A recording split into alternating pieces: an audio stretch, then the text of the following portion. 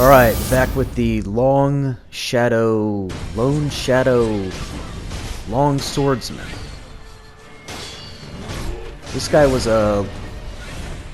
very challenging because of the tight environment.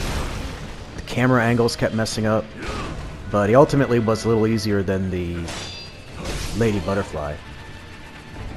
As usual, I start the video off with a death before getting to the successful run.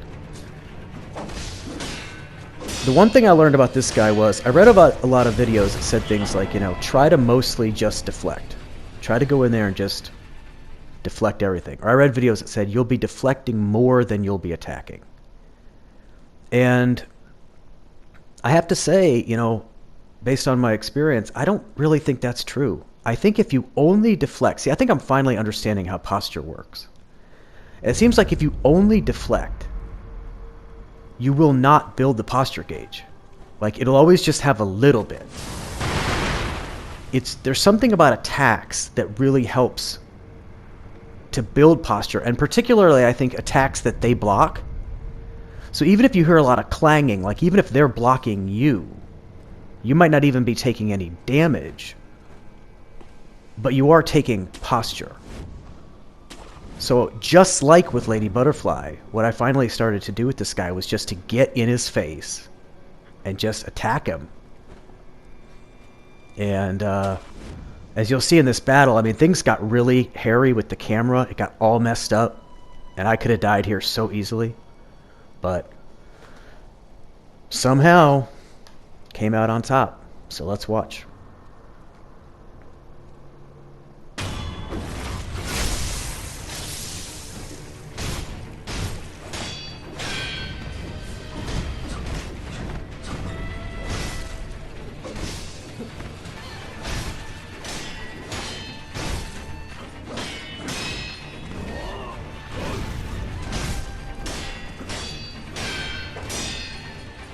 You see his stamina's built up pretty high, and I think it's from all those offensive moves I've been doing.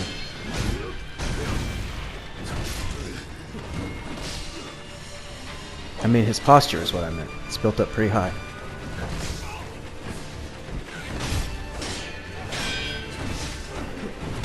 This is where things just got totally insane. I was expecting to die any second, but instead he died. Could have gone either way, my man. Alright, well listen, I'm really pleased with the way things are turning out, you know? This whole getting good thing, I'll tell you one advantage to getting good is that if you get good and you beat a boss by getting good, I feel like you're not so afraid of the next boss because you have the confidence to know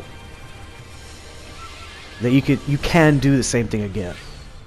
It's not like if you cheese a boss or if you get by in some really kind of lame way, then you need to be afraid of every boss because every boss is going to be a new insurmountable obstacle unless you can find a cheese. I'm glad I checked to come back here. I knew there was some water here, but it looks like they've actually opened up the area to connect up to the abandoned dungeon, so that's interesting.